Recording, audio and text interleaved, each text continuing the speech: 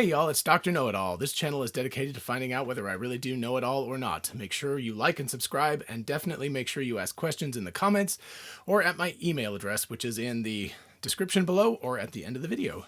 Without further ado, let's find out what my wife picked for me today. Drum roll, please.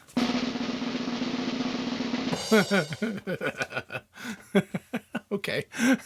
I like the way this one's put. The question of the day is, why on earth would you buy a mechanical watch over a quartz watch? So, yeah. Okay. There's a few things to think about with that. Let me just try to organize my thoughts. Okay. So first of all, I guess one question would be, why the hell would you even buy a watch anymore? I mean, everybody's got a cell phone now, right? So why would you even buy a watch? There's a couple things. Number one, it could be a fashion statement, right? So you would wear a watch because it's a fashion statement. That's a completely reasonable thing.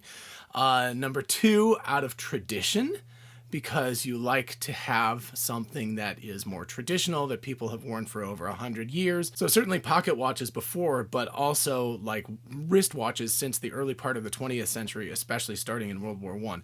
So there's an attachment to the history, the tradition of that. Number three would be a status symbol, right? You know, even this, I'm wearing my Apple Watch today, is something of a status symbol, right? People are like, ooh, wow, you must have some money because you can afford a very expensive watch, which is unnecessary. Now, you can take that to the next level. My Omega Seamaster is like a $5,000 watch. So, that's completely ridiculous. Why would you own a $5,000 thing that you don't even need anymore? Because there's literally on the computer up here, there's the time. On my phone, there's the time. On my laptop, there's the time. I can ask Alexa at this point what time it is. So it's totally unnecessary, but certainly a status symbol and showing some sort of success or, I've made it in life. Let's see, what else would we have a timepiece for? I mean, I guess telling the time, right? There is some advantage to just being able to go bloop and look at the time like that instead of having to dig your phone out of your pocket. So yeah, there is an efficiency to it. In certain types of jobs, perhaps. I mean, certainly as like a scuba diver or something, having a watch is critically important to your life. So I have my nice Scuba Pro Z1, which is a solar powered, that's why it kind of sits up there. It has a little bit of sunlight. But anyway, it's a solar powered dive watch, and it has a dive computer in it, and so that's rather critical. I could see in several industries where it would be rather important to have a timepiece that you could look at. Perhaps even as a doctor or something like that, although I think they have like the medical stuff all the way up over their sleeves. So anyway, that's 4 reasons to own a watch. So let's go through and break it down. So the first one, for the history of the, just to have a watch because it's traditional and there's a history to it. Well, the history of that thing is connected to watches that until the 1970s were entirely mechanical. So if you really want to go back in the history and you want to look at a watch that somebody would wear during World War I or World War II or scuba diving in the 1950s or 60s, those are exclusively mechanical watches. So, that would be a good reason to own a mechanical watch for that. Mechanical watches cost more than quartz watches, but you can get, if you buy micro brands, or especially, if you go on AliExpress, you can get a mechanical watch for like $70. I think probably even cheaper than that. It may not be the greatest thing in the world, but it's going to work. So it's not like it has to cost you an arm and a leg. Honestly, those horrible fashion watches. I'm not a big fan of fashion watches. I don't like excessively large watches with a tiny, tiny, tiny quartz chip in them that's like that big. But you can buy a mechanical watch, which is a piece of craftsmanship. Yes, admittedly, it's made in a very mechanical way nowadays, automated way nowadays, but still, it's less expensive than purchasing a fashion watch, which is worth just pennies compared to what the mechanical watch is. So history. Yes, there is, of course, a history with digital watches too, and there's a huge range of people who love Casios and things, and I just because I happen to have these guys here, Nice Casio watch, right? So, this is a great watch. It's not very expensive, and it keeps fantastic time. If you look at my other video I did about why would you, are expensive watches worth it, I talk about the fact that watch spent several years in a drawer, and I forgot about it entirely, and then I took it out, and it was only... I think right now it's running about 20 seconds fast. That's after like 4 years. That's insanity, right? So you can certainly get into digital watches that way that are like quartz and all. There's a little bit less, I don't know, at least for me, there's a little less heart involved. There's something about a mechanical watch that's actually going like that's beating, that just has a little bit more to me. This is an Apple Watch Series 3. I had an Apple Watch Series 1, an Apple Watch Series 2, an Apple Watch Series 3. This is 3. And then, of course, 4 and 5 have come out since then. I could have bought those, but I don't know. They just don't quite do it for me. They're useful in their own ways, but I just don't have that, connection to them. So I guess that's it. So I should add that as a thing, right? You can have a connection, and at least for me, and I think for a lot of watch enthusiasts, there's more of a connection. There's like a physicality. Now, I know a piece of quartz, it's honestly just a tiny little thing that's vibrating, so it's doing the exact same thing as a normal escapement. It's just that it's kind of a computerized thing. Let's go to status symbol level, right? So status symbol is that you can afford to pay an outrageous amount of money for something that's utterly unnecessary. So I think that's an important thing to throw in there too. I don't tend to, I live in a world where people could give a crap. They don't even know one watch from another. So I think if I was a lawyer or maybe on Wall Street or something, people would be like, ooh, he's got a Patek. And that might give you some kudos, but in the world in which I live, there's nothing. I don't get any benefit for wearing an expensive watch. In fact, most people would probably say I'm a complete fool for doing that on a teacher's salary. But I just, I love them. Anyway, but I can certainly understand why having it as a status symbol, especially in certain walks of life, would be extremely valuable. And even if it's just for you, I mean, honestly, it's just for me, but it is kind of a status symbol for me. It's something I've wanted, these very, very expensive watches, since I was a child. And to finally be in a position where I can scrape by and I can actually afford one or two, that makes me feel pretty good. So even if it's just a self-status symbol, that's a nice thing. Okay, next up, I think I've got this out of order. I may have actually said this first. Fashion statement. Okay, in that case, it functions a little bit like a status symbol in this sense too. Within the right realm of people, a mechanical watch is going to be much, much more fashionable.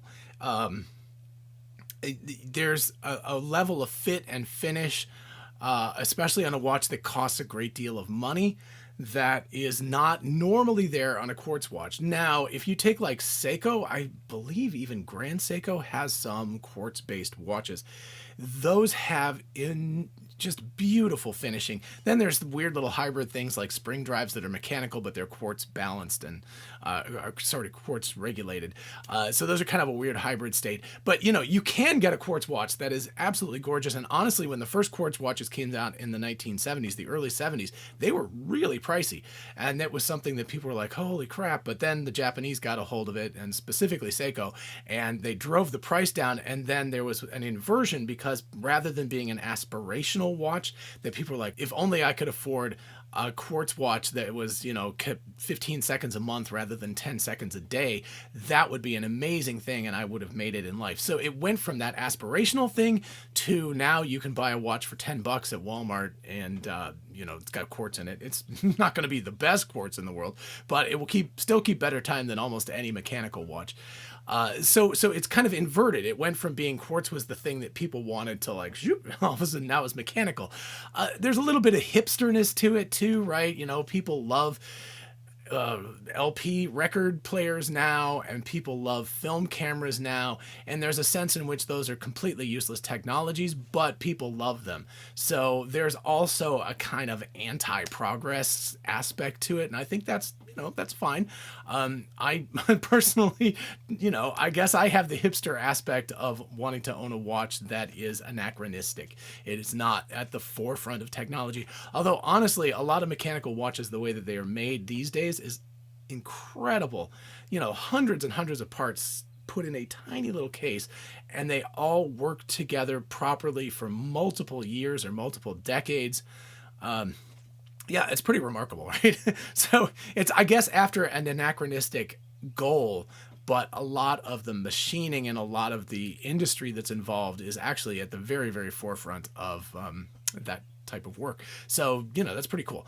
And the last category, jobs. So, yeah, so to go back to the scuba diving example, right? I've got my Scuba Pro dive computer. That keeps perfectly good time. It's actually also Bluetooth integrated to my phone, so it's like always keeps perfect time.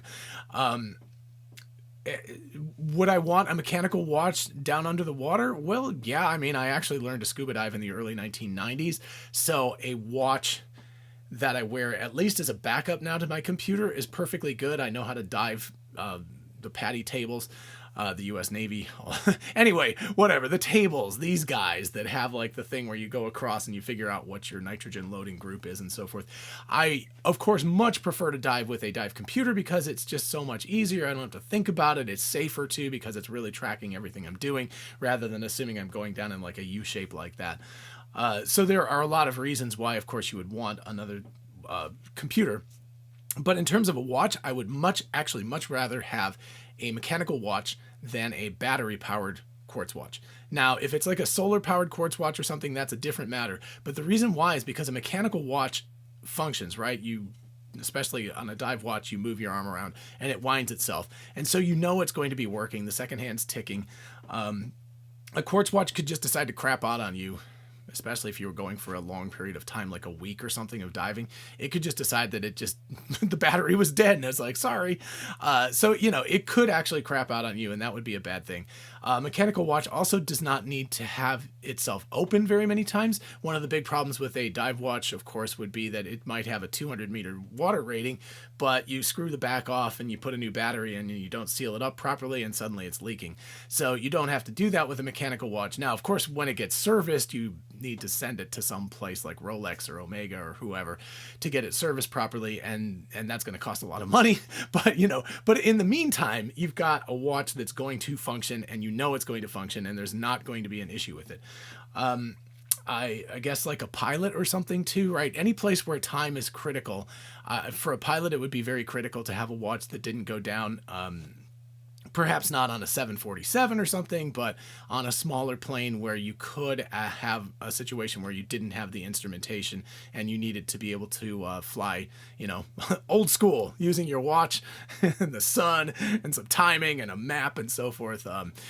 Even on a boat or something, right? Those are situations where I could see needing a watch for that type of work. So, yeah, when you have a situation where you have a job, if the sub-second timing is critical, then you're going to need to have a quartz watch. But if you need to have something that's close, like within a few seconds a day, which most normal types of activities require, then a mechanical watch is perfectly useful as that. You can, of course, if you're obsessive, reset it every few days and get it like dialed in. You can also, if you're obsessive, go and spend a really, really great deal of money and get a mechanical watch that is certified to be within like just 1 or 2 seconds a day.